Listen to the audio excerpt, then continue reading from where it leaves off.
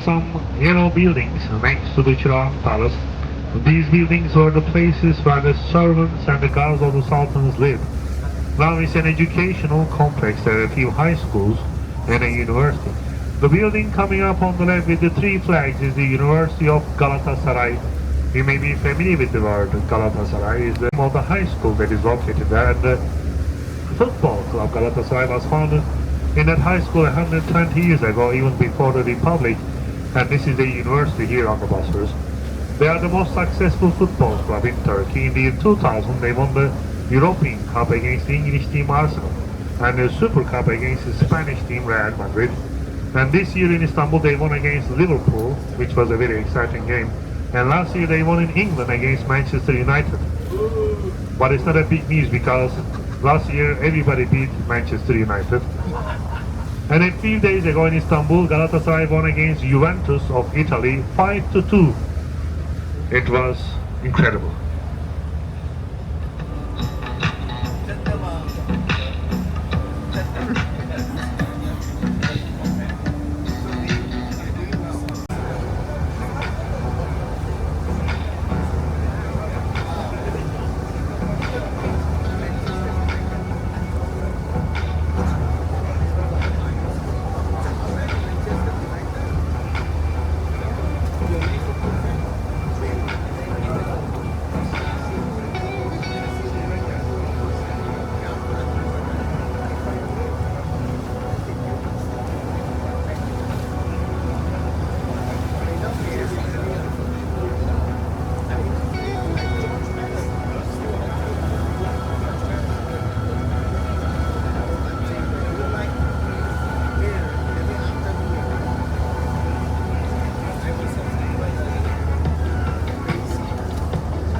Coming up on your left, famous with its mosque, one of the symbols of Istanbul, the Ortaköy Mosque, right on the Bosphorus by the first bridge.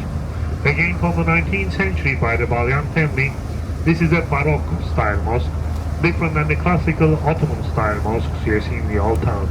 Without its minarets, its towers, it looks almost like a church. Ortaköy is also famous among the locals with its cafes and restaurants around the mosque, and there is a special street food called kumpir. Kumpir has baked potato and some fillings inside. You can choose what you want inside and make a meal out of it.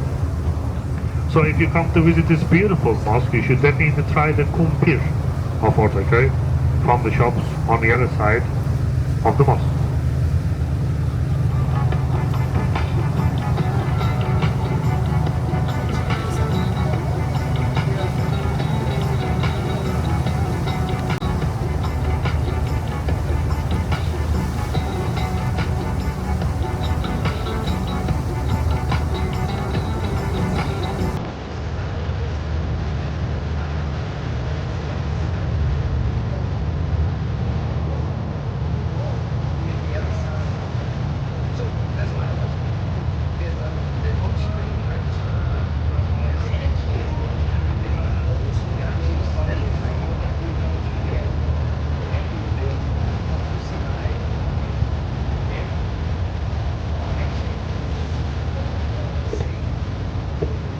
And now you can see the first Bosphorus Bridge.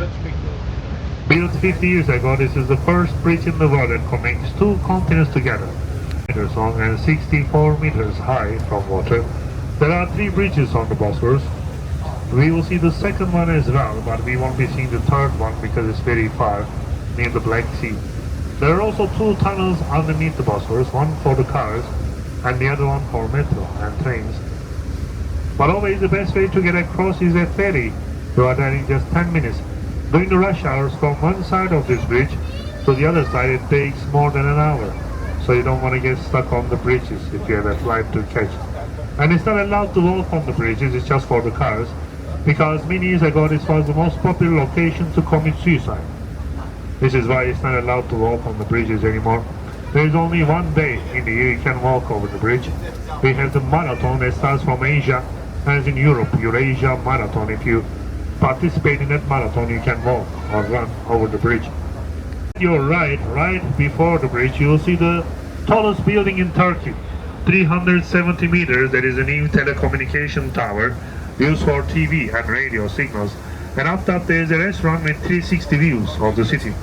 And again on your right, after the bridge on the hill up there, you can see the biggest mosque of Turkey. It's called the Çamlıca Mosque. It can take 63,000 people inside at the same time. 63,000. It's a brand new mosque, just 5 years old, built by the current president Erdogan. I guess you all know him.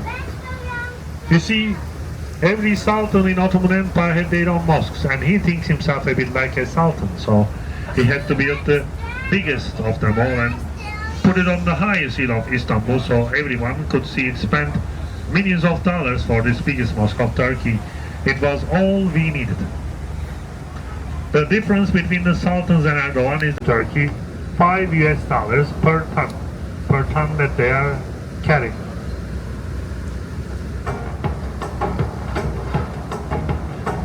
Okay, one more question for you. You did good in geography.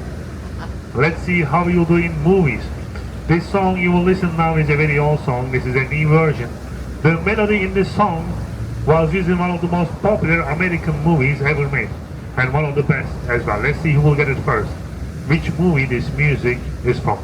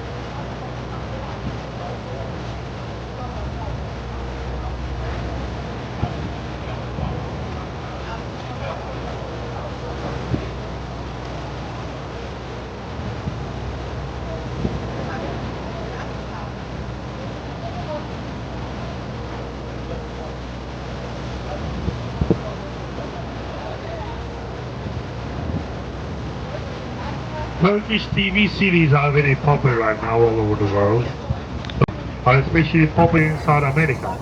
There are many people coming here after watching those series, and most of them they take place in these houses on the Bosphorus.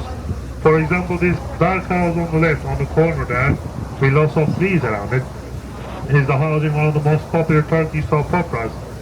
It's called Kara Para Aşk in Turkish, Black Money Love in English, Amor de Contrabando in Spanish, or Dinero Sucio y Amor in other countries. It's funny because when I was a child, every woman in Turkey were watching the South American soap operas.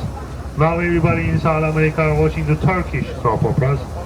Turkey is now the second country after USA to sell the most TV series in the world.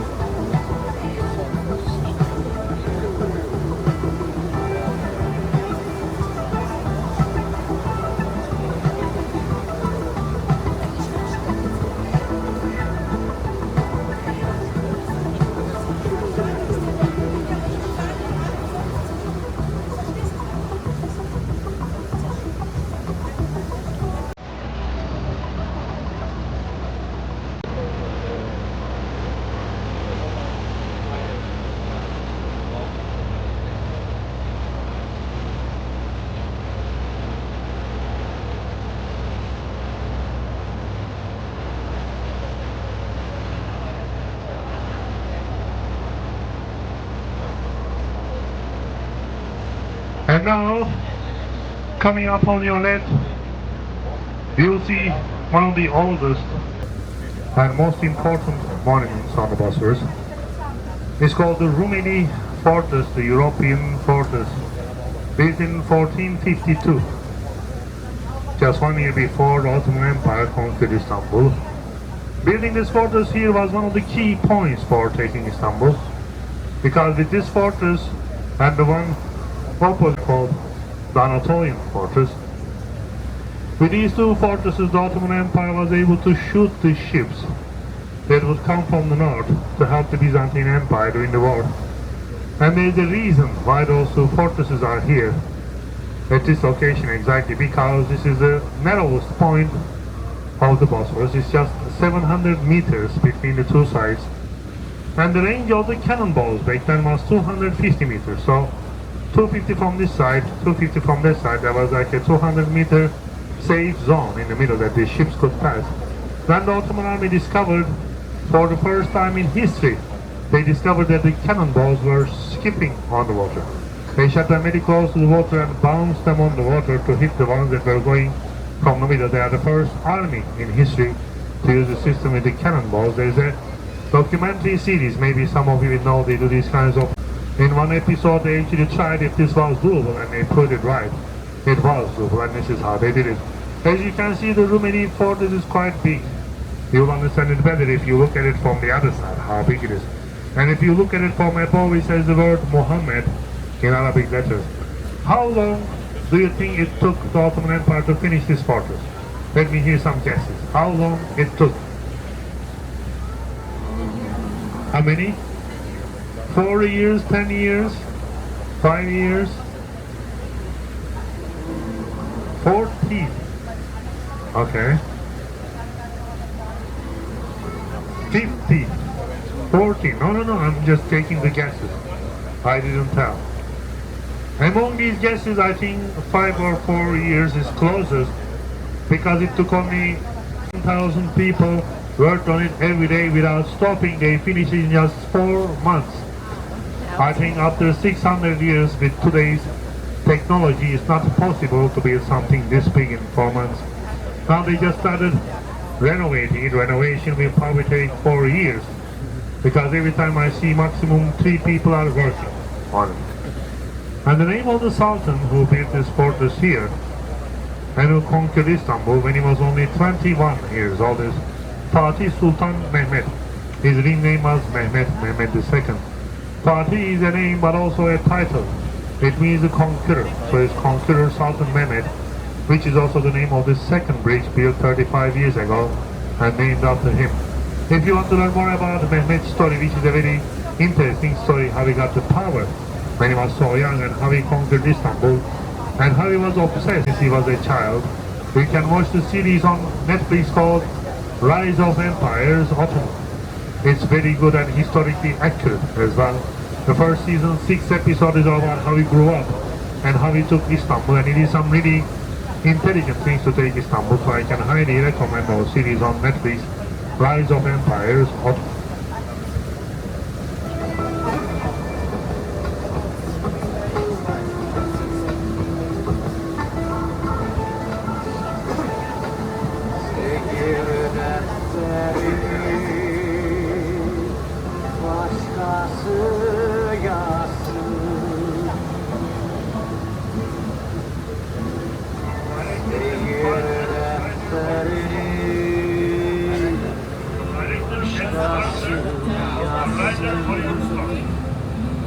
The red building on the left that looks like a castle is a contemporary art center called Borusan.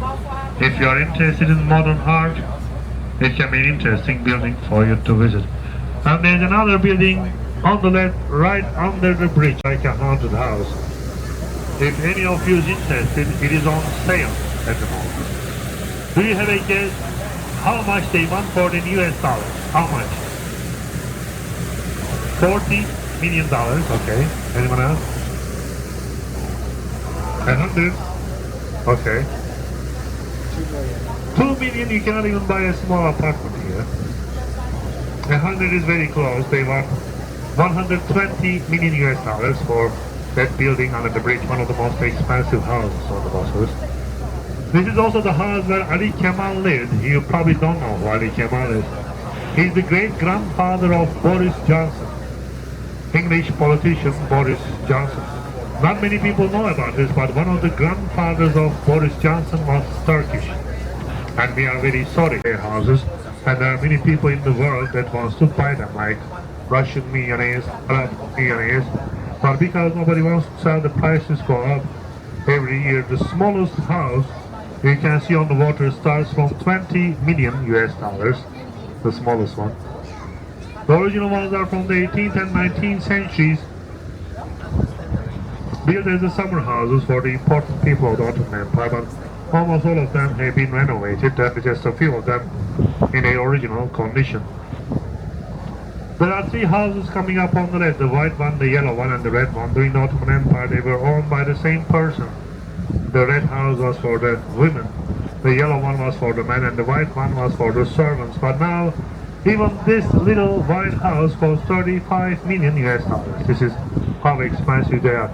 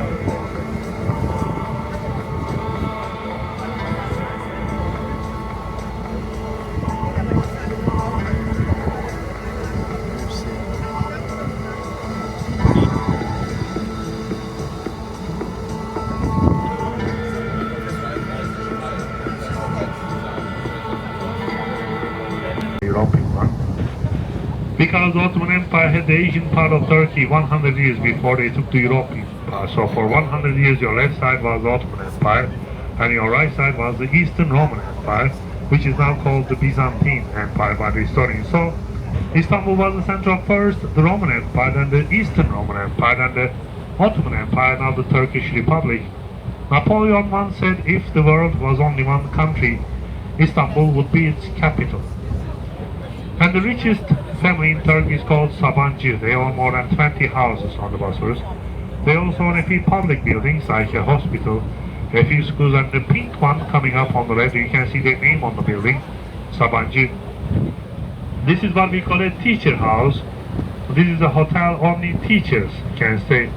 It sounds like a good thing, but it's because we pay a very small amount of money to our teachers. They cannot afford teacher hotels like this, and they can stay and pay much less than a regular hotel. The average salary for a teacher in Turkey is about $1,000 per month. And the average rent for a small apartment in Istanbul is also $1,000 per month, so you can do the math. I have two friends, they are both teachers, they are married. They want to get divorced, but they cannot afford it. So they are staying in the same house just because they cannot afford separate houses. It's like a sitcom, but it's true. This is how bad the economies are now in Turkey, but people keep voting for the same guy. So, in a way, this government is keeping families together. And coming up on your left, you can see one of the most beautiful buildings on the Bosphorus. It's called the Küçük Su Pavilion.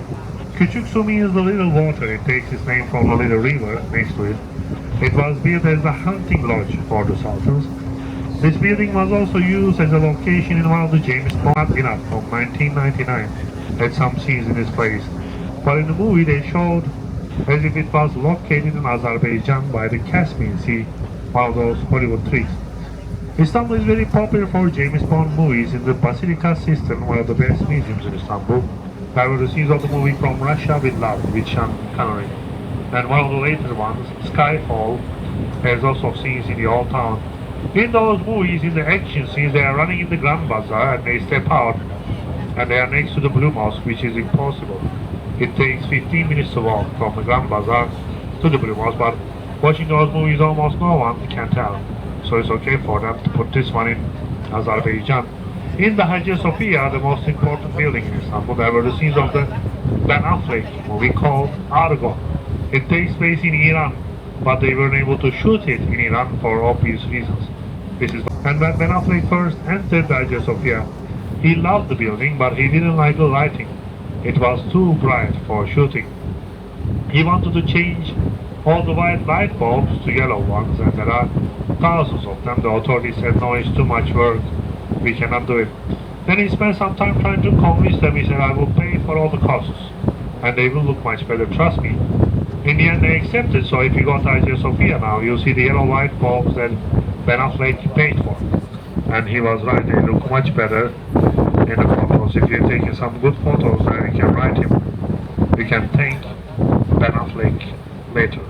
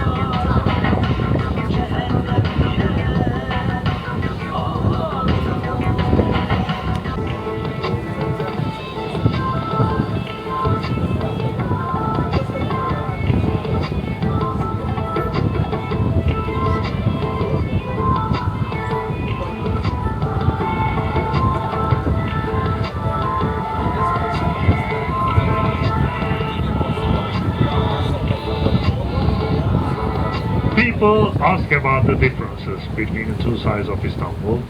The main difference is the population. 5 million people living on the Asian side, 15 million people living on the European side.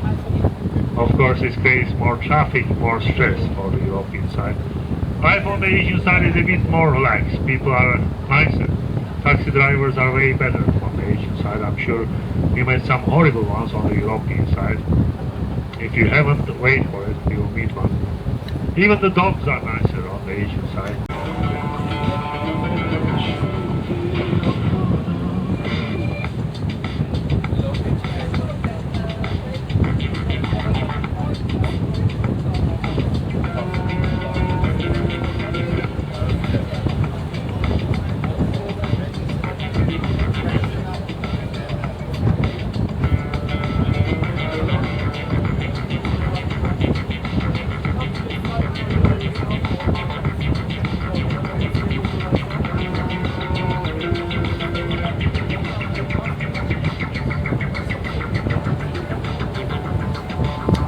The building on the left with the two towers is the Kuleli Military Academy, built in the 19th century as a part of the modernization of the Ottoman army. When in the World War I it was used as a hospital.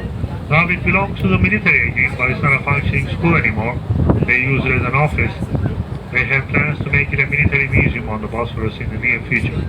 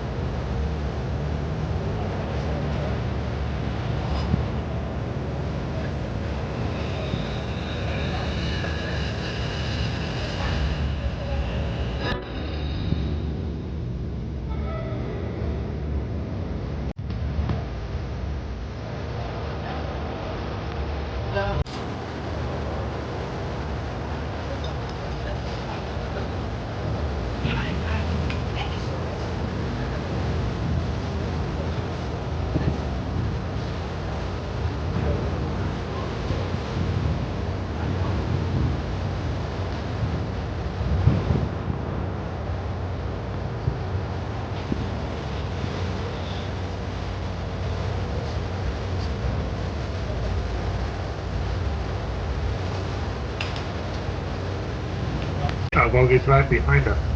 So three temples of three different religions in one place. It shows you during the Ottoman Empire, people with different religions lived together in peace. So a few hundred years ago, people were more civilized than the people of today.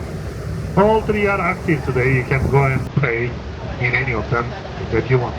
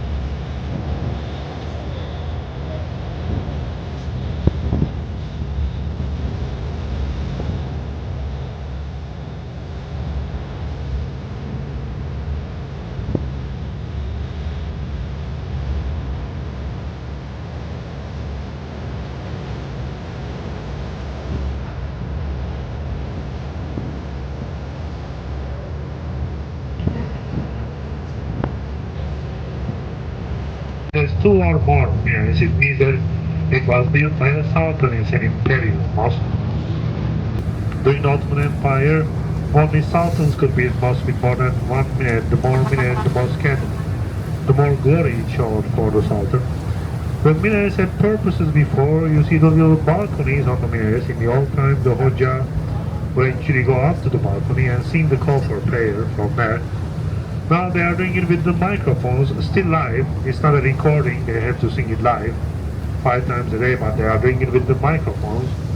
They don't go up to the balconies anymore. And there's a radar coming up on the left on the corner there. The radar is the point where the Bosphorus ends and the Sea of Marmara begins. So we will be entering into the Sea of Marmara in a minute.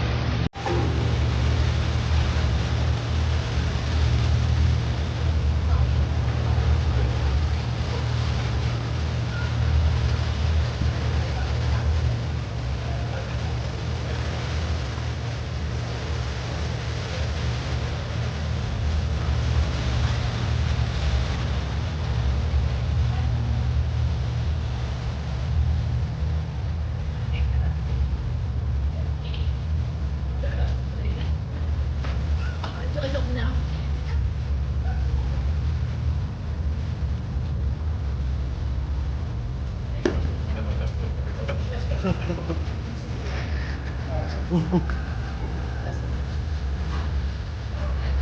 Stelle, die ich einfach gut habe.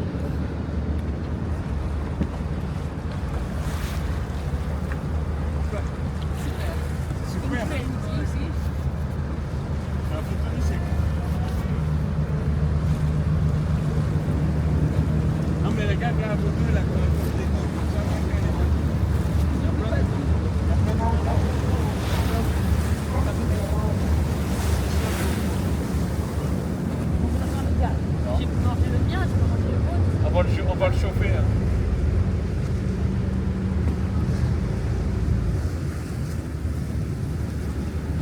Ici, c'est pas mal ici.